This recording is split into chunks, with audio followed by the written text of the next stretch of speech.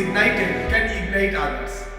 যে নিজে ভেতর থেকে প্রজ্বলিত তবেই তো সে অন্যকে প্রজ্বলিত করবে।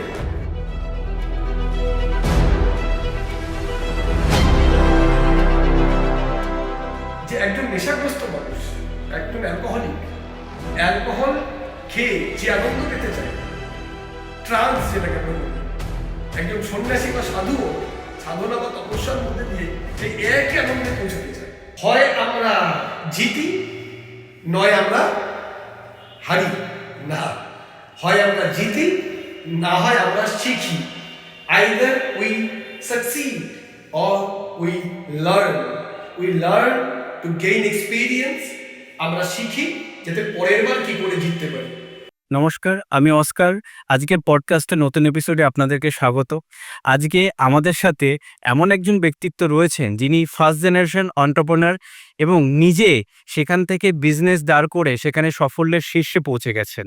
আজকে তার সাথে আমরা পরিচয় করাবো পার্থ ভৌমিক মহাশয়। নমস্কার। নমস্কার সবাইকে। প্রথমে আমাদের শোতে আসার জন্য অনেকটা ধন্যবাদ, কারণ আপনি বিজি শিডিউলের মধ্যে থেকে আমাদেরকে সময় বার করেছেন, তার জন্য অনেক অনেক অনেক ধন্যবাদ। তার চেয়েও বেশি ধন্যবাদ আমাকে এই বিবেচনা করার জন্য যে আমি তোমার পডকাস্টে আসতে পারি। তার জন্য তোমাকে এবং তোমার পুরো টিমকে এবং দর্শক বন্ধুদেরকেও যারা আজকে আমাকে শুনতে পাবেন। আজকের পডকাস্টে আমাদের প্রথম প্রশ্ন, যেটা সকলের মনেই থাকে, যে সাকসেস কি বা সফলতা কি? এটাকে যদি সংজ্ঞা হিসাবে বলা হয় তাহলে কিভাবে বলা যেতে পারে? বেশ, সাকসেস একটা অনেক শব্দ ছোট, কিন্তু ব্যাখ্যা অনেক রকমের। যদি আমরা অক্সফোর্ড ডিকশনারি অনুযায়ী জানি তাহলে এরকম সংজ্ঞা হবে। তবে আমি চাইবো আজকে অক্সফোর্ড ডিকশনারির সংজ্ঞা তো গুগলও দিয়ে দেবে। আজকে যদি আমি আমার জীবনের বিগত 23 বছরের উদ্যোগপতি বা এন্টারপ্রেনিয়ার হিসেবে কাজ করার নিজস্ব উপলব্ধি থেকে যদি বলি, আমার মনে হয় সাফল্য মানে আনন্দে বাঁচা। সাফল্য মানে স্যাটিসফ্যাকশন, হ্যাপিনেস, আনন্দ। এবং সেটাকেই আমরা বোধহয় খুঁজছি। সেটা অর্থের পদ্ধতি দিয়ে, নাম, যশ, পদ, প্রতিপত্তি, আমার তাই মনে হয়। আপনি হাজার হাজার লক্ষ লক্ষ মানুষকে অনুপ্রাণিত করেছেন।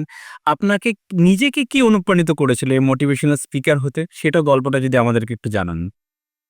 অস্কার, আমি প্রথমেই বলি, কথায় বলে যেমন আমরা যখন কালী পুজোর সময় ছাদে মোমবাতি ও প্রদীপ জ্বালাই, তখন প্রথমে একটি মোমবাতি জ্বালাই, তাই না? তা দিয়ে বাকি মোমবাতিগুলোকে জ্বালাই। মানে যে প্রজ্বলিত, the one who is ignited can ignite others. যে নিজে ভেতর থেকে প্রজ্বলিত তবেই তো সে অন্যকে প্রজ্বলিত করবে। যদি আমি ভেতর থেকে নিজে একটা ইন্সপায়ার্ড মানুষ না হই, অনুপ্রাণিত মানুষ না হই, তাহলে অনুপ্রেরণা এমন একটা জিনিস আমার মনে হয় চৌম্বকের আবেশ প্রভাবের মতন। ঠিক একটা চুম্বক তখনই একটা লোহার মধ্যে চৌম্বকিত আরোপিত করতে পারে যদি সে নিজে চুম্বক হয়। তাহলে যদি কেউ নিজে ভেতর থেকে ইন্সপায়ার্ড হয়, মোটিভেটেড হয়, ফোকাসড হয়, তাহলে নিশ্চয়ই সে অন্যকেও অনুপ্রাণিত করতে পারে, আবেশিত করতে পারে অনুপ্রেরণা দ্বারা। আর সবার প্রথম যদি বলো কে করেছিল, তাহলে আমার মনে হয় আমার লক্ষ্য, আমার স্বপ্ন। কারণ আমি বলি, নজর হাঁটি দুর্ঘটনা ঘাটি। সচিন টেন্ডুলকরকে ঘিরে রোজ কেউ সকালবেলা ঘুম থেকে তুলে দেয় না, বিরাট কোহলিকে কেউ রোজ ঘুম থেকে তুলে দেয় না, তার স্বপ্ন তাকে জাগিয়ে তোলে। সাফল্য অসফল্য দুজনেরই সকালে ঘুম ভাঙতে চায় না, কিন্তু সফল লোক যেভাবেই হোক নিজেকে ঘুম থেকে টেনে তোলে। আর যারা অসফল বা লোক, তারা আলস্যের বাহানায় এসে কোনো না কোনোভাবে অতিরিক্ত ঘুমিয়েই পড়ে। তাই তাদের কাছে বোধহয় সাফল্য অধারাই থেকে যায়। একদমই তাই। আচ্ছা, এই যে নতুন জেনারেশনের মধ্যে অনেক রকম সমস্যা দেখা যায়, যেমন অনেক নানান জিনিসে তারা নেশাগ্রস্ত হয়ে পড়ে, সেটার থেকে তারা কিভাবে প্রতিকার পেতে পারে? প্রথমত বলি, যেটা আবার আগের প্রশ্নের উত্তর দিক থেকে শুরু করেছিলাম, যে সাফল্যের জন্য সবার প্রথম দরকার আমি কেন সফল হতে চাই, মানে না হলেই কি নয়, খুব অসুবিধা কি আছে, কি পাবো সফল হলে, এই প্রশ্নটা করা। যে আমার জীবনে সাফল্যের অতটা প্রয়োজন, ঠিক যে কেউ যদি মনে করে বেঁচে থাকার জন্য অক্সিজেনের যতটা প্রয়োজন, তেমন বেঁচে থাকার জন্য সাফল্যের ততটাই প্রয়োজন। যদিও সাফল্যের সংজ্ঞা বিভিন্ন মানুষের জন্য বিভিন্ন রকম। সন্ন্যাসীর জন্য সাফল্যের সংজ্ঞা অন্য, ঈশ্বরকে পাও। আবার আমি যারা ম্যাচিয়ান ওয়ার্ল্ডে আছি তাদের জন্য সাফল্যের সংজ্ঞা অন্যরকম। কিন্তু হ্যাঁ, যদি লক্ষ্য বড় হয়, লক্ষ্য স্থির হয়, তাহলে কিন্তু এই লক্ষ্য থেকে সরে যাওয়া বা ডিস্ট্রাকশন যেটাকে আমরা বলি সেটা অনেক কমে যাবে। তাহলে প্রথম একটা দৃঢ় লক্ষ্য, একটা ডিটারমাইন্ড কংক্রিট স্পেসিফিক গোল, 1 নম্বর। 2 নম্বর, তুমি যেটা বললে অস্কার, যে লক্ষ্য থেকে বিচ্যুত হয়ে যাওয়া, নেশাগ্রস্ত হয়ে পড়া। আমার মানে এখন অন্যান্য সবকিছু নেশার চেয়েও যেটা মারাত্মক আকার ধারণ করেছে সেটা হচ্ছে সোশ্যাল মিডিয়ার প্রতি নেশাগ্রস্ত হয়ে পড়া। দর্শক বন্ধুরা হয়তো অনেকেই আমার সঙ্গে সহমত হবেন। সোশ্যাল মিডিয়ার এই আকর্ষণ থেকে আমরা কিছুতেই আটকাতে পারছি না। এখানে একটি কথা বলবো, একজন খুব বড় সাধুর কথা। আমরা যদি টিভি দেখি তাতেও নেশাগ্রস্ত হই, কিন্তু টিভি একটা নিউট্রাল টেকনোলজি। আমি স্টার স্পোর্টস দেখতে চাই বা ESPN দেখতে চাই, খেলার চ্যানেল দেখতে চাই, আমি খেলাই দেখব। নিউজ চ্যানেল চালালে নিউজই দেখতে পাবো। কিন্তু যদি একবার আমি ইনস্টাগ্রাম রিল দেখতে শুরু করি, ফেসবুকে একবার যদি আমি এন্ট্রি লিখতে শুরু করি, তখন কিন্তু আমি যেটা দেখতে চাই টিভি সেটাই দেখায়। কিন্তু আমি যেটা দেখতে চাই জরুরি নয় সোশ্যাল মিডিয়া সেটা আমায় দেখাবে, বরং ও যেটা দেখাতে চায় নিজের AI প্রযুক্তিকে কাজে লাগিয়ে ও কিন্তু সেটাই দেখাবে। ওই জন্য আমরা দেখবো যখন কোনো কিছু একটা সার্চ করি গুগলে বা কোনো একটা জিনিসে, ইউটিউব খুলি বা ইনস্টাগ্রাম খুলি, সেই অনুযায়ী জিনিস আমার মেঝে আসতেই থাকে। যেমন আজকাল বলি, ধরো কারো লিভারের অবস্থা ভালো হয়, হজমের সমস্যা আছে, সে জানে মস্তাদার খাবার খেলে বিরিয়ানি খেলে তার খুব সমস্যা হবে, অথচ সে বিরিয়ানির প্রতি খুব আসক্ত। তার বাড়ির লোকেরা তাকে বলে দিয়েছে দেখবেন এটাতে মস্তাদার খাবার না খায়। কিন্তু তাকে যদি বারবার কেউ রোজ অফার করে বিরিয়ানি, খাবি বিরিয়ানি, আরে আজকে, আরে একদিন, আরে এই একদিন খেলে কিছু হয়, 1 সপ্তাহ খেলে কিছু হয়, তাহলে সে কি তার যে ধৈর্য প্রলোভন সেটাকে আটকাতে পারবে? যাতে তোমার দুর্বলতা সেই জিনিসটা যদি তোমার সামনে বারবার দেওয়া হয়, খুব মুশকিল সেই দুর্বলতাকে অতিক্রম করা। ঠিক একটি আসে না 19-20 বছরের ছেলে, যার আবেগ এখন উথাল পাতাল করছে, দীপ্ত পাগল হে কাহু না প্যার হে, বাহ আসে কিট্টু, এইরকম যার মন এখন উথাল পাতাল হচ্ছে বিভিন্ন আবেগের কারণে, তাকে যদি তার সেই আবেগগুলোকে উস্কে দেওয়ার মতন আরো উপকরণ সোশ্যাল মিডিয়া তার সামনে হাজির করে, তাহলে বোধহয় কোনো নতুন প্রজন্মের 18, 19, 20, 22, 25 বছরের ছেলে মেয়ের পক্ষে তাকে উপেক্ষা করা খুব মুশকিল। তো সেই জন্য আমি বলবো আবারও লক্ষ্য প্রথমে স্থির রাখা, তাহলেই আমি এই নেশাগুলো থেকে আটকাতে পারবো। আর একটা মনে রাখবো, একটা ডকুমেন্টারি আছে সোশ্যাল ডাইলেমা। ঠিক অ্যাটম বম আবিষ্কার করার পরে আবিষ্কর্তারা কিন্তু আফসোস করেছিল, তারা ভেবেছিল প্রথমে যে এটা দিয়ে বোধহয় সমাজের কোনো উপকার হবে, পরে বুঝলো না এটা দিয়ে নরসংহার হয়েছে। ঠিক তেমন সোশ্যাল মিডিয়া আবিষ্কার করার ওরে যারা বড় বড় এর আবিষ্কারক ছিবে, তারা কিন্তু আফসোস করেছে যে আমরা যদি জানতাম এর মাধ্যমে বেশ কিছু ভালো কাজ হয় না, তা নয়, অনেক ভালো কাজ হয়। যেমন সোশ্যাল মিডিয়া আছে বলেই আজকে এই পডকাস্ট আমরা মানুষের কাছে পৌঁছে দিতে পারছি। যেমন বিজ্ঞান ভালো না খারাপ যদি এটা নিয়ে বলি, তাহলে বিজ্ঞানের সুপ্রভাব তো আছেই, যার জন্য আমরা ইলেকট্রিসিটি পেয়েছি, যার জন্য টেলিফোন এসছে, ইন্টারনেট এসছে, 5G এসছে, AI এসছে, কিন্তু তার কুপ্রভাবটাও যথেষ্ট। ঠিক তেমন সোশ্যাল মিডিয়ার ভালো প্রভাবের সঙ্গে সঙ্গে আমরা বেশিরভাগ ইয়াং জেনারেশনের প্রতিনিধিত্ব, ইয়াং জেনারেশন যারা, তারা কিন্তু এর কুপ্রভাব বা খারাপ এফেক্টের জন্য আমাদের জীবনের অনেক কিছু হারাচ্ছি। তাই একটু বিবেচনা করা যে যেটা আমি দেখছি নয়, আমাকে দেখানো হচ্ছে, একটু সচেতন হওয়া। কথায় আছে, if something is free then you are the product. যদি আমাদের কাছে সোশ্যাল মিডিয়া ফ্রি, বাট ওটাকে চালাতে গেলে তো খরচ হয়। নিউজ পেপার 5 টাকায় যদি বিক্রি হয়, খরচ কিন্তু যাচ্ছে অনেক বেশি, তাহলে কোথা থেকে খরচ ওঠে? অ্যাডভার্টাইজ বলতে দে। তেমন সোশ্যাল মিডিয়া কিন্তু মার্কেটিং এর একটা বড় টুল, যার মাধ্যমে বিভিন্ন কোম্পানি তাদের জিনিসগুলো নিয়ে আমাদের কাছে পৌঁছে দেয়। আমাকে সচেতন হতে হবে, judicious use of social media কতটা ব্যবহার করবো নিজের জীবনের সাফল্যের জন্য। এই নেশাবস্তু নিয়ে আরেকটি প্রশ্ন আমার মাথার মধ্যে আসছে, সেটি হচ্ছে যে অনেকেই যে মাদকাসক্ত হয়ে পড়ে বা পর্নে আসক্তি হওয়া, এটা সাধারণত ইয়ং জেনারেশনের মধ্যে বা টিনেজার বয়সে দেখা যায়। তো তারা সেটার থেকে কিভাবে নিজেকে সরিয়ে রাখতে পারে, বা কিভাবে হয়তো বন্ধু বান্ধবরা করছে তাকে হয়তো উৎসাহ করছে, সেক্ষেত্রে সে নিজেকে কিভাবে ঠিক রাখতে পারবে? প্রথম কথা, যে কোনো আসক্তি কেন যাচ্ছি না প্রতি, আনন্দ দিচ্ছে তাই, সেটা নেশা, অ্যালকোহলের নেশা হোক, ড্রাগস হোক, পর্নোগ্রাফি হোক, সেটা ভিডিও গেমের আসক্তি হোক, যে কোনো আসক্তি, সিগারেটের হোক, সেটা আমাকে আনন্দ দিচ্ছে। বলে যে একজন নেশাগ্রস্ত মানুষ, একজন অ্যালকোহলিক, অ্যালকোহল খেয়ে যে আনন্দ পেতে চায়, ট্রান্স যেটাকে আমরা বলি, একজন সন্ন্যাসী বা সাধুও সাধনা বা তপস্যার মধ্যে দিয়ে সেই একই আনন্দে পৌঁছতে চায়। প্রথম আনন্দটা হচ্ছে অ্যালকোহলের আনন্দ বা অন্য বাইরের থেকে কিছু খেয়ে আনন্দ হলো, এটা হচ্ছে আউটসাইড ইন, বাইরের উপকরণ অন্দরকে আনন্দিত করছে।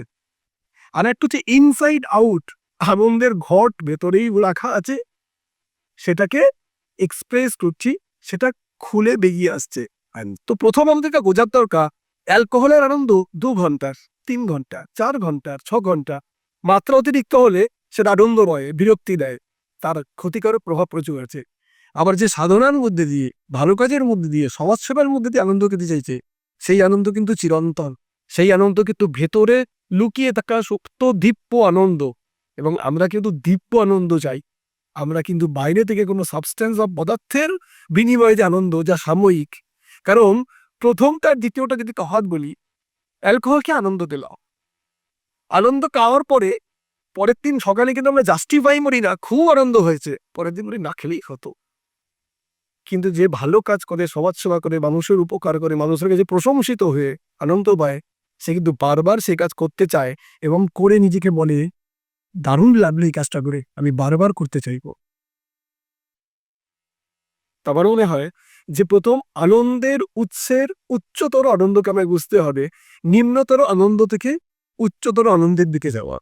নেশা যদি আনন্দ দেয়, এটা যদি বারবার নিজেকে প্রশ্ন করি, এটা সাময়িক, শরীর খারাপ হবে, অর্থ যাবে, সমাজের কাছে আমি অপমানিত, অবদস্ত হব, বাবা মার চোখে ছোট হব, এবং এই আনন্দ চিরস্থায়ী হয়। যদি কেউ বলতে একবার নেশা করলে 7 দিন আনন্দে থাকা যায়, 1 মাস আনন্দে থাকা যায়, এবং যে আনন্দ পাওয়ার পরে আর কোনো আনন্দ পেতে ইচ্ছে করে না, তাহলে এই আনন্দেরও ক্ষতিশীলতা।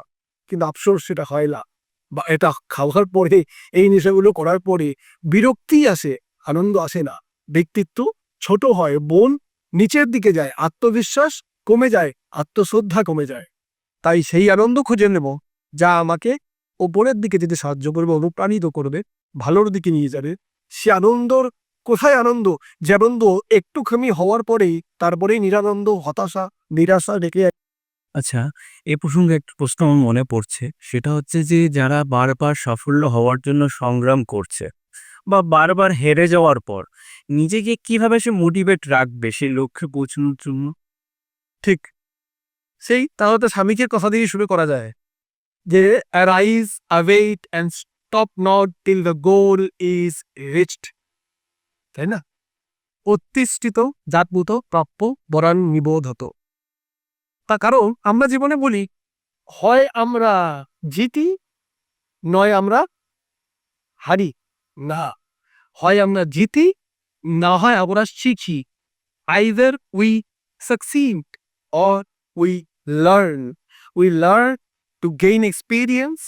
আমরা শিখি যাতে পরের বার কি করে জিততে পারি। একটা কথা ধরা যাক, আফগানিস্তানের ক্রিকেট টিম বিগত 10 বছর ধরে শুধু হার ছিল, কিন্তু আমরা দেখবো হারের ব্যবধানটা কমে আসছিল। ভারতের সঙ্গে যদি আফগানিস্তান খেলে, তাহলে প্রথম দেখা যাবে ভারত করেছে 2020-তে 250, আফগানিস্তান 100-তে আউট। তারপরে ওরা শিখলো ভারতকে 250 নিচে কি করে 220-তে আটকাতে হয়, এবং নিজের 100-তে কি করে 150-তে উঠতে হয়। তারপরে শিখলো ভারতকে কি করে 200-তে আটকাতে হয়, নিজেরা কি করে 170-এ অব্দি যেতে হয়। তাহলে যখন 100-এ হেরে যাচ্ছিল আর ওদিকে 250 রান দিয়ে ফেলছিল, ওটাও একটা হার। কিন্তু পরের বার যখন 220-তে আটকে দিল ভারতকে এবং নিজের 130 দিয়ে গেলো, তাহলে ওটা হার, কিন্তু এক পক্ষে জিত, যে আগের চেয়ে ভালো করলাম, তারপরে এবারে আগের চেয়ে ভালো করলাম, তারপরে এবারে আগের চেয়ে ভালো করলাম। এবং এই করতে করতে আজকে হয়তো আফগানিস্তান ক্রিকেট টিম এমন একটা জায়গায়, যে কোনো দিন তারা যে কোনো ম্যাচে যে কোনো পৃথিবীর কঠিন প্রতিপক্ষকেও তারা কিন্তু বিট করতে পারে, হারাতে পারে। তাহলে কি আফগানিস্তান সত্যি এতদিন হারছিল, ওরা শিখছিল? অস্কার শিখছিল। তাহলে আমরা জিতি আর হারি, জিতি বা হারি, এটা ভুল নয় কি? আমার মনে হয় জিতি না হয় শিখি। Either we succeed or we gained experience how to win in the next time, in the next match. সেই জন্য আমার মনে হয় যারা বারবার হারছো, ভুলবে না, হারছি না, শিখছি যাতে জিততে পারি। কারণ প্রত্যেকটা হারার বন্ধেই কি করে জিতবো তার উপকরণ লুকিয়ে আছে। টমাস আলভা এডিসন যদি ভাবে সে শুধু হেরেই গেছে জীবনে বহুবার, বাল আবিষ্কার করার জন্য শত সহস্রবার, হারিনি। তখন তখন তাকে যখন জিজ্ঞাসা করা হয়েছে আপনি কয়েক হাজার বার চেষ্টা করার পরে বাল্ব আবিষ্কার করলেন, তাহলে এটা কি আপনার হার নয়? হলে না। যদি প্রথমে 999 বার চেষ্টা করে আমি বাল্ব আবিষ্কার করতে না পারি, তাহলে ওটাও আমার জন্য একটা শিক্ষা যে যে দেয়ার আর 999 wedge by which a bulb cannot be made and there is only one way through which a bulb can be made. সেই জন্য ব্যর্থতায় ভেঙে পড়া নয়, ব্যর্থতায় দৃঢ় হওয়া, জেতার জন্য অনুপ্রেরণা নেওয়া, জেতার জন্য শিক্ষা নেওয়া। কিন্তু মনে রাখবো একই ভুল যেন বারবার না করি। যে ভুলের জন্য এবার হারলাম, পরে বেলে সেই ভুলটাকে আমি রিপিট না করি, নতুন ভুল হোক, নতুন শিক্ষা হোক, আবার নতুন ভুল হোক, নতুন শিক্ষা হোক। আখির কব তক, ঈশ্বর অতদিন অপেক্ষা করাবে, সাফল্য দিতে বাধ্য হবে। মানুষের জীবনে টাকার কতটা গুরুত্ব রয়েছে, বা যদি প্রশ্ন করা হয় যে টাকায় কি সব, এটার উত্তর কি হতে পারে? খুব সুন্দর, খুব সুন্দর একটা প্রশ্ন। কারণ আমরা মনে করি যে টাকাটাই সব, তাই না? বাংলা বিহার বিশ্বের নবাব সকলের আছে টাকার অভাব, তাই না? আবার একটা কথা বলে, money is not everything but you need to have money for everything. খুব সুন্দর। তো সেটাই বলবো, প্রথমে আমাদের কি টাকা প্রয়োজন, না টাকার ক্রয় ক্ষমতাটাকে প্রয়োজন? দশকাল মানে আমি টাকা রোজগার করবো, টাকা খাবো, টাকাই পড়বো, এরকম? না টাকা দরকার কেন ভালো জামা কাপড় পরতে চাই, টাকা দরকার কেন ভালো খাবার খেতে চাই, টাকা দরকার ছেলে মেয়েকে ভালো স্কুলিং দিতে চাই, টাকা দরকার স্টাইল করতে চাই, গার্লফ্রেন্ডকে ভালো বেড়াতে নিয়ে যেতে চাই, চুল স্ট্রেট করার জন্য টাকার দরকার, টাকার দরকার ভালো বাড়ি করবো, বিদেশ যাত্রা করবো, গ্যাজেটস কিনবো, বাংলো হবে, প্রপার্টি হবে, ব্যাংক ব্যালেন্স হবে।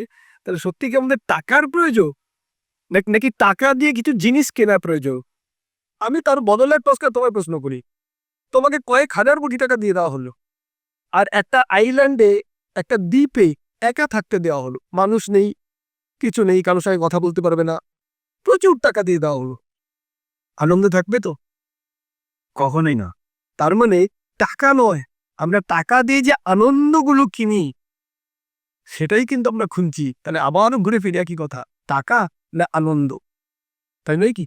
এবারে আমি বলি, কোনো মানুষ 10 লক্ষ টাকা রোজগার করে, কিন্তু বাবাকে দেওয়ার জন্য টাইম নেই, মায়ের জন্য টাইম নেই, সন্তানের জন্য টাইম নেই, যে স্বাস্থ্যকে রক্ষা করার জন্য ব্যায়াম করার টাইম নেই, ঠিকমতো 8 ঘন্টা ঘুমানোর টাইম নেই, একটু সকাল বিকেল ঈশ্বরের কাছে 5 মিনিট বসবে তার টাইম নেই, ভালো গান শোনার টাইম নেই, একটু আধ্যাত্মিক চর্চা করার টাইম নেই, ভালো বন্ধুদের সঙ্গে সময় কাটানোর শখ টাইম নেই, কিন্তু টাকা আছে, মাসে 1 কোটি টাকা, সে কি আনন্দে থাকবে?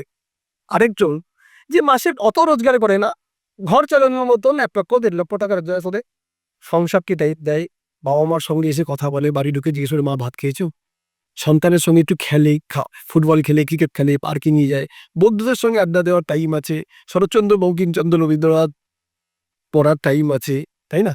গান শোনার সময় আছে, তার যদি শখ থাকে কোনো মিউজিক ইনস্ট্রুমেন্ট বাঁচানো, তার টাইম আছে, সে গার্ডেন করতে চাইলে গার্ডেন করার টাইম আছে। মানে বাকি যে মনের সুখ আর প্রবৃত্তিগুলো, যেগুলো তাকে আনন্দ দেয়, সূক্ষ্ম আনন্দ, স্থূল আনন্দ নয়, সূক্ষ্ম আনন্দ যেগুলো দেয়, সেগুলো করার জন্য তাদের সময় আছে। এই দুজন ব্যক্তির মধ্যে তোমার কি মনে হয় কে বেশি সফল? 20 লক্ষ টাকা মাসে রোজগার করে কোনো সময় নেই কাউকে দেওয়ার মতো, প্রচুর টাকা, একরাশ টাকা, একরাশ হতাশা। আরেকজন অত রোজগার করে না, মাসে 1.5 লক্ষ টাকা রোজগার করে, কিন্তু সারা বছর একটি বাড়ি আছে, একটি ছোট্ট গাড়ি আছে, পরিবারকে দেওয়ার মতন সময় আছে, বাবা মাকে চিকিৎসা করার মতন তার অর্থ রয়েছে, এবং সমাজে একটা মান সম্মান নিয়ে বাঁচে, ছেলে মেয়ে তাকে ভালোবাসে, সম্মান করে, তাই না? সঙ্গে একটা তাৎপর্যপূর্ণ জীবন আছে, সমাজে প্রতি কিছু অবদান আছে। আমার মনে হয় দ্বিতীয় ব্যক্তিটি বেশি সফল, কারণ সাফল্যের জন্য অর্থ প্রয়োজন। Money is required for success, but money is not only required for success, money is one of the component for success. তাই সেটা ততটাই প্রয়োজন যতটা অর্জন করার পরে বাকি জিনিসগুলো করার সময় আমার কাছে থাকে। আপনি তো নানান দেশ ভ্রমণ করেছেন, তা নানান দেশ ভ্রমণ করার সাথে সাথে আপনি কি উপলব্ধি করেছেন? বেশ, হ্যাঁ, কাজের সুবাদে আমি যখন আমার প্রথম বিদেশ যাত্রা সিঙ্গাপুর 2004-এ, তখন আমার 22 বছর বয়স হোক, প্রথম কম বয়স তো। কম বয়স, হ্যাঁ। এবং পরিবারের প্রথম ব্যক্তি যে পাসপোর্ট করেছি আর কি। যাই হোক, সেটা সবার শুভেচ্ছা, উপরওয়ালার কৃপা সব মিলিয়ে প্রথম 2004-এ সিঙ্গাপুর, 2008-এ থাইল্যান্ড, 2009-এ হংকং, মাকাও, 2010-এ ইস্তাম্বুল, দুবাই, 2011-তে লন্ডন, স্কটল্যান্ড, তারপরে 13-তে সুইজারল্যান্ড, প্যারিস, তারপরে 14-তে অস্ট্রেলিয়ার ব্রিসবেন, সিডনি, 16-তে সাউথ আফ্রিকা, কেপটাউন, জোহানেসবার্গ, 17-তে ইন্দোনেশিয়া, বালি, জাকার্তা, তারপর থাইল্যান্ড তো বহুবার হয়েছে। যাই হোক, হ্যাঁ, অনেক দেশ ঘোরার সুযোগ হয়েছে। যদি বলো কি দেখেছি, প্রথম অবশ্য দেশ ঘোরার মধ্যে দুটো জিনিস আমি বলবো। আমরা অনেক সময় বেড়াতে যাই বিভিন্ন দেশে, 7 দিনের জন্য, 8 দিনের জন্য, 6 দিনের জন্য। কি দেখলাম, প্যারিসে গিয়ে আইফেল টাওয়ারটা দেখলাম। প্যারিসে গিয়ে প্যারিস শহরে থাকলাম, বা অস্ট্রেলিয়া দিকে সিডনিতে থাকলাম, সাউথ আফ্রিকাতে গিয়ে কেপটাউনে থাকলাম, থেকে এসে বড় বড় হোটেল দেখলাম, ব্রিজ দেখলাম, বেশ বড় বড় রেস্টুরেন্ট দেখলাম। এসে বললাম ওদের দেশে গিয়ে দেখলাম সে কি মস্ত রাস্তা, কি বিরাট বিচ। কিন্তু আমার মনে হয় কোনো দেশকে জানার জন্য সেই দেশের মানুষের সঙ্গে, সেই দেশের সংস্কৃতির সঙ্গে, বিশেষ করে সেই দেশের যে গ্রাম্য জীবন, কারণ আমরা যখন কোথাও বেড়াতে যাই, কেউ যদি ভারতে বেড়াতে আসে সে কলকাতা, দিল্লি, বোম্বে, গোয়া, দার্জিলিং দেখবে। গোয়া দেখলে সে মনে করে ভারতবর্ষ তো বিদেশ, তাই না? বম্বে এসে যদি সে গেটওয়ে অফ ইন্ডিয়া দেখে, দিল্লিতে যে যদি দিল্লির রাজপথে ঘুরে, তাহলে বলবে what is, how is India. কিন্তু ভারতবর্ষকে ঘুরতে হলে ভারতবর্ষের গ্রাম, তাই না, প্রত্যন্ত গ্রাম, কৃষিজীবী ভারত, আজও ভারতবর্ষের যেখানে ম্যাক্সিমাম মানুষ যেখানে বসবাস করে। তো সেই জন্য এটা একটা পরিপ্রেক্ষিত। আমি যে সব দেশ ঘুরেছি, মানে সব দেশের জনজীবনকে খুব কাছ থেকে দেখেছি তা বলবো না। তবে হ্যাঁ, মানুষ যেখানে ঘুরতে যায়, প্রকৃতি, পাহাড়, পর্বত, সমুদ্র, মরুভূমি, তাই না? আমার মনে হয় সেই আমাদের যিনি চাঁদে মহাকাশে গেছিলেন 1984-তে, রাকেশ শর্মা সম্ভবত, তাকে জিজ্ঞেস করা হয়েছিল যে আকাশ থেকে ভারত কেমন লাগে। তার উত্তর ছিল সারে জাহাঁ সে আচ্ছা হিন্দুস্তান হামারা। তো আমার সারা পৃথিবী ঘুরে হয়েছে, আমাদের দেশে কোনো কিছুর অভাব নেই। কেন, সেই সমুদ্র, পাহাড় থেকে শুরু করে মরুভূমি থেকে শুরু করে সবই আছে। তো অন্যান্য দেশে গিয়ে এই কথাটা আমার আরো বেশি মনে হয়েছে। অস্কার, তুমি যদি ইউরোপে যাও, তুমি সুইজারল্যান্ড থেকে জার্মানি হয়ে প্যারিস যাবে, একটা দেশের বাউন্ডারি থেকে আরেকটা দেশের বাউন্ডারি পৌঁছাতে 4 ঘন্টা সময় টাইমে তুমি একটা দেশের বাউন্ডারি পৌঁছে যাবে। একটা ভিসা থাকলেই পুরো ইউরোপ ঘোরা যায়। সারা ইউরোপের লোকগুলোকে দেখতে একই রকম, খাওয়া একই রকম, রাস্তাঘাট একই রকম, কালচার একই রকম। তারপরেও তারা টুকরো টুকরো হয়ে গেছে কতগুলো দেশে। অথচ ভারতবর্ষের দক্ষিণে যাবে একরকম খাওয়া, ভারতবর্ষের কাশ্মীরে যাবে একরকম খাওয়া দাওয়া, উত্তর পূর্বে নাগাল্যান্ড, মিজোরাম, ত্রিপুরাতে যাবে একরকমের খাওয়া দাওয়া, গুজরাটের কাছ, সোমনাথ, দোয়াকাতে যাবে একরকম খাওয়া দাওয়া, কালচার, ধর্ম। প্রত্যেক 50 কিলোমিটারে আমাদের দেশের জলবায়ু বদলে যায়, খাবার বদলে যায়, ভাষা বদলে যায়, ধর্ম বদলে যায়। এত বিবিধতা সত্ত্বেও আমরা একটা দেশ। এই যে বলে যে আমাদের অখণ্ডতা, আমাদের ভারতের এত বৈচিত্র্য থাকা সত্ত্বেও বৈচিত্র্যের মতো ঐক্য, সত্যি আমরা ভীষণ ভীষণ সৌভাগ্যবান, ভীষণ লাকি। ঈশ্বরের বরদান আছে, আমাদের দেশে আশীর্বাদ আছে যে এত বিভিন্নতা সত্ত্বেও আমাদের দেশে। হ্যাঁ, অন্য দেশে যদি কিছু বলো যে কি সেখান থেকে আমরা পেয়েছি, ইউরোপের মধ্যে একটা জিনিস দেখেছি, ওরা সোমবার সকালবেলা শুরু হলে অফিস যদি 10টায় হয়, 10টা বা 10-এ অফিসে ঢুকে যাবে, লিভ করবে না। কিন্তু 5টার উপরে তার কেউ আটকে রাখতে পারবে না। ওরা যখন সপ্তাহে 5 দিন কাজ করে, তখন কাজ ছাড়া কিছু বোঝে না। আর শনি রোববার যখন পার্টি করে, তখন পার্টি ছাড়া আর কিছু বোঝে না। Work hard, party harder. কাজ করে কাজের মতন, আনন্দ করে আনন্দ করার মতন। আমরা কাজ করার মধ্যে একটু ফাঁকি বোঝে নেওয়ার চেষ্টা করি, কতটা কম কাজ করলে হবে। অফিসে কতক্ষণ একটু কাজের মতোই মোবাইল দেখে নেবো। আমার মনে হয় ওদের কাজের প্রতি নিষ্ঠাটা ওদের কাছ থেকে শেখার মতন। ঠিক স্বামীজি যেভাবে বলেছিলেন, আমার মনে হয় যে পাশ্চাত্যের বিজ্ঞান আর প্রাচ্যের আধ্যাত্মিকতা, যদি আধ্যাত্মিকতার দিক থেকে দেখা যায়, কালচারের দিক থেকে দেখা যায়, সংস্কারের দিক থেকে দেখা যায়, যে ফ্যামিলি বোধ, পরিবার বোধ, সারাদিন বাবা অফিস থেকে ফেরার পরে বাবা মা সন্তানরা একসঙ্গে রান্না করে খাচ্ছে, একসঙ্গে এক টেবিলে বসে খাবার খাচ্ছে, এটা কিন্তু পৃথিবীর উন্নত দেশগুলোতে মিরর। একজন ছেলে বলছে, tomorrow is my marriage, can you come? কাল আমার বিয়ে, তুমি আসতে পারবে? বলছে হ্যাঁ আসতে পারবো। কত লোক আসবে? বলে 15 জন তো আসবেই, আর একজন এক্সট্রা হতে পারে। বলে হু ইজ হি? বলে হি ইজ মাই ফাদার মে কাম। মানে ছেলের বিয়েতে বাবা নাকি আসতে পারে।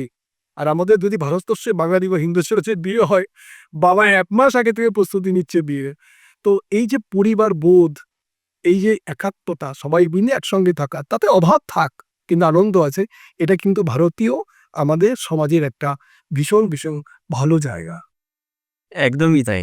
আচ্ছা, সাফল্যের জন্য শারীরিক ও মানসিক স্বাস্থ্যের কতটা ভূমিকা রয়েছে? খুব গুরুত্বপূর্ণ একটা প্রশ্ন।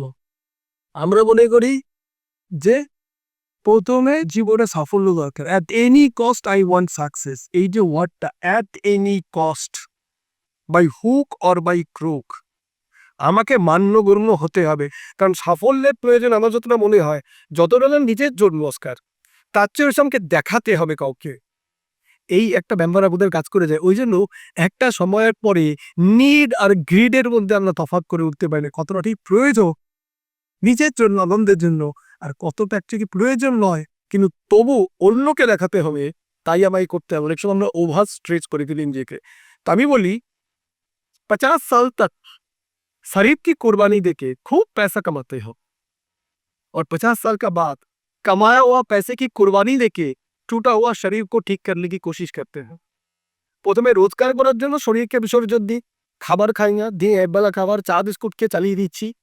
রাত্রেবেলা ডিনারের কোনো টাইম নেই, ঘুমানোর কোনো টাইম নেই, সকালে ওঠার কোনো সময় নেই, ইয়ে নেই, সিস্টেম নেই, ব্যায়াম করার কোনো সময় নেই। এই করতে গিয়ে শরীরকে বিসর্জন দিয়ে অর্থ রোজগার করি। কিন্তু মনে রাখবো একটা, পরবর্তীকালে কিন্তু অর্থকে বিসর্জন দিয়ে শরীরকে পুনরুদ্ধার করার চেষ্টা হুয়া পর্বতে আগ্রিতে উঠাডে মানিকবাদ হসপিটালে গিয়ে। কিন্তু একটা সময়ের পরে দেখা যাবে রোজগারওয়ালা অর্থ সবটা চলে গেল হসপিটালে। তার চেয়ে আমার একটা ব্যালেন্স ভীষণ দরকার, যে কতটা আমি আমার কর্মজীবনে কাজে সময় দেবো আর কতটা আমি আমার শরীরের জন্য সময় দেবো। দুটো ভীষণ ভীষণ গুরুত্বপূর্ণ। একটা যে শারীরিক স্বাস্থ্য, আর তার চেয়েও বেশি গুরুত্ব মনের যত্ন নিই, ত্বকের যত্ন নিম বা না নিই, বাইরের শরীরে ফিজিক্যাল হেলথের যত্ন দিই বা না নিই, মানসিক স্বাস্থ্যের মেন্টাল হেলথের যত্ন কিন্তু ভীষণ নেওয়া প্রয়োজন। কারণ আমাদের মন কিন্তু চায় পদের সঙ্গে একটু কথা বলতে, একটু একলা থাকতে, একটু ছোট ছোট আনন্দগুলো পেতে। সবসময় যে ফাইভ স্টারে খেলেই আনন্দ পাওয়া যাবে তা নয়, পুরো পরিবার মিলে গিয়ে কোনো একটা ধাবায় খেতেও অনেক আনন্দ হতে পারে। কারণ আনন্দ থুড়ো জিনিসেই সবসময় তা নয়, আনন্দ কিন্তু একান্ত ব্যক্তিগত। সেটা কিন্তু ফেসবুকে ছবি দিয়ে ওটা লাইক পেলাম তার মধ্যে আসে না। আবার মায়ের সঙ্গে কথা বলে যদি আমার মনে হয় রোদ কাচ্ছি, তাহলে আবার যেমন 5 স্টারে খাওয়া থেকেও সেটাই বেশি করতে। তো মানসিক স্বাস্থ্যের ভীষণ গুরুত্ব দেওয়া দরকার। সেই জন্য আমার মনে হয় প্রত্যেকের জীবনে একটা আধ্যাত্মিক উদ্দেশ্য বা আদর্শ থাকলে, যেটাকে আঁকড়ে ধরে সে বাঁচতে পারে, সেটা কিন্তু তার মনকে অনেক বেশি সতেজ রাখবে, যত্নবান রাখবে, এবং কিছু ভালো বন্ধু যাদের কাছে সে প্রাণ করে কথা বলতে পারে, যার কিন্তু ভীষণ প্রয়োজন। আপনার সাথে কথা বলে খুব ভালো লাগলো।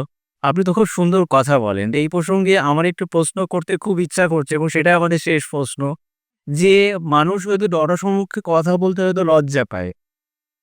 সেক্ষেত্রে তারা কিভাবে নিজের ভয়টাকে বা আসক্তিটা, মানে একটা যে ভয় কাজ করছে তার মধ্যে, বা তাটা হ্যাঁ, কিভাবে সে সেটাকে কাটাতে পারে বা অতিক্রম করতে পারে? আগেই বললাম আজকে, don't try to Impress people, just express your self. আমার নয় ভালো কথা বলবো, আমাকে একজন মোটিভেশনাল স্পিকার বা গুড স্পিকার হয়ে উঠতেই হবে, এরকম কোনো লক্ষ্যমাত্রা নিয়ে কাজ করার দরকার নেই। প্রথম মনে রাখবো, চোখ বন্ধ করে ঈশ্বরের পুজো, আর চোখ খুলে জীবন্ত ঈশ্বরের পুজো। আমি যদি মনে করি আমার সামনে যিনি বসে আছেন তিনি একজন জীবন্ত রণনারায়ণ, তিনি আমি তাকে সেবা করার সুযোগ পেয়েছি আমার ভালো কথার মাধ্যমে। মোটিভেট করার প্রয়োজন নেই আমার মনে হয় মানুষকে। তার ভেতরে যে সুপ্ত শক্তি, আমরা সবাই এক একটি আগ্নেয়গিরি কিন্তু ঘুরন্ত। কারণ স্বামী বিবেকানন্দ বলছেন, আত্মা মানেই অব্যক্ত ব্রহ্ম। তার মানে আমাদের সবার মধ্যে ব্রহ্মের শক্তি আছে। উই আর ইনফাইনাইট, অসীম শক্তি আমাদের সকলের মধ্যে রয়েছে। সেই অসীম শক্তিকে জাগিয়ে দিলেই একটু, তাহলেই কিন্তু সে ভিতর থেকে জেগে ওঠে, তার যে ভেতরে সম্ভাবনা সেগুলোকে জেগে ওঠে। মানুষকে বিশ্বাস দেওয়াটাই যথেষ্ট যে আমি পারি। আমার মনে হয় সেটা যদি করতে পারি, তাহলে নিজের অজান্তেই কখন একজন ইন্সপিরেশনাল স্পিকার বা মোটিভেশনাল স্পিকার হয়ে দেখবে নিজেই বুঝতে পারবে না।